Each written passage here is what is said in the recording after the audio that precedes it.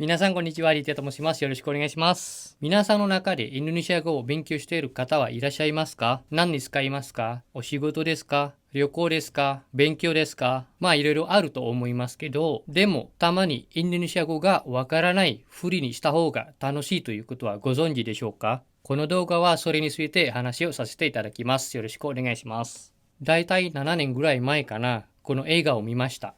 Go back ever since. 小さい時ご両親と東京ディズニーランドに行かその映画を見たことがある皆さんもいらっしゃると思いますけど、リベンジという映画、ドラマかなシリーズですから、ABC というアメリカの会社の映画ですけど、タイトルの通りリベンジですから、リベンジについての映画ですね。その映画は英語でやっていますけど、一人のキャラクターがすごく私に気になって、そのキャラクターは日本人ですから、皆さんご存知だと思いますけど、その映画にはその人がビジネス投資者としてやっています。そしてそのまんま日本人としてやっていますけど、いつもビジネスミーティングとか通訳者と一緒にいろいろなミーティングをしていました。でもですね、その通訳を使っている理由は英語が話せないからじゃなくて、実はそのキャラクターは英語を話せるんですよ。As you were warned,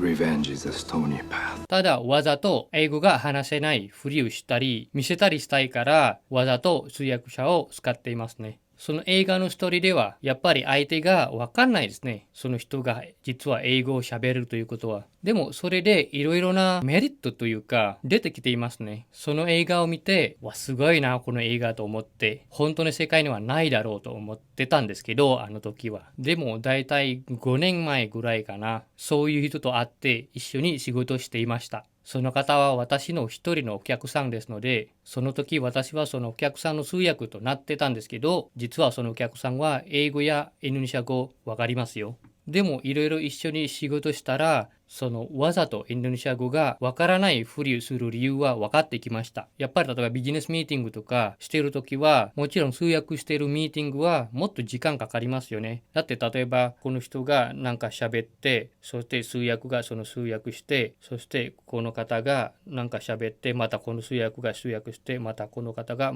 そういう流れですから、普通はそのまま A から B と話すともうそのままこれが話してこれ話す。普通はそういうパターンですね。でもやっぱりその時間がかかったら、まずこのお客さんの考える時間は増えるんですね。だって例えばこの相手の言うことはもう分かってるんですけど、分かってますから、別に通訳が何しても聞かなくてもいいからもう分かってますから、でもその代わりこの通訳聞くんじゃなくて、その答えをいろいろ考えて準備できるようになりますからね。あとは例えばその相手のそのエクスプレッションとか見えますよね。例えばこの人嘘をついてるかどうかとか。あとはたまにその人は一人だけじゃなくてチームすれて、そのチームといろいろ相談してるんですね。そのチームと相談してるとやっぱりインドネシア語ですから、そしてこの相手が多分その相手たちが話してることはこの人は意味がわかんないから別に大きい声で話してもいいんじゃないかなと思っちゃうんですね、この人は。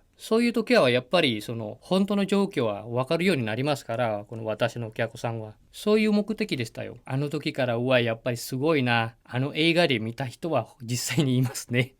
あとですね、それだけじゃなくて、例えばビジネス以外とか遊びとかその友達とかですね、実はこの私のお客さんは結構プレイボーイなんですよ。実はそのお客さんがインドネシア語をわかる理由はインドネシアの彼女がいましたから。しかもあの時彼女は一人だけじゃなくて、確かあの時多分4人ぐらいだったかな。結構言いましたよ。だって毎回そのお客さんをインドネシアで会った時に、そのお客さんの新しい彼女を紹介してくれましたから、もう最初はびっくりしてたんですけど、もう慣れてきたら、新しい彼女だなと思っただけですけど、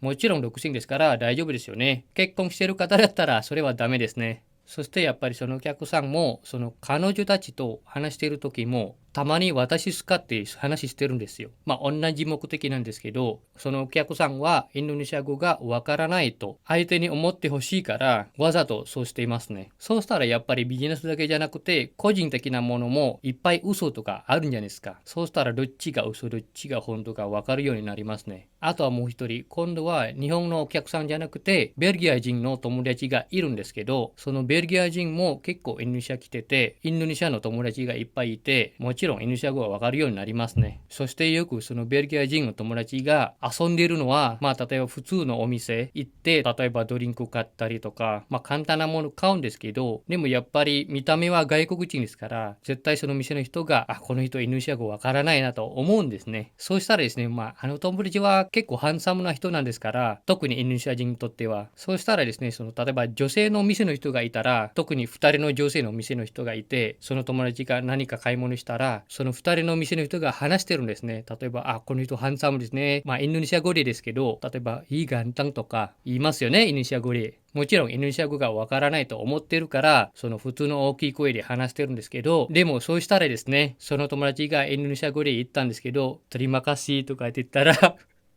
もうその店の人たちが恥ずかしくなって、やっぱり例えばその顔が赤くなったり見るのは楽しいとそのベルギアの友達が言っていました。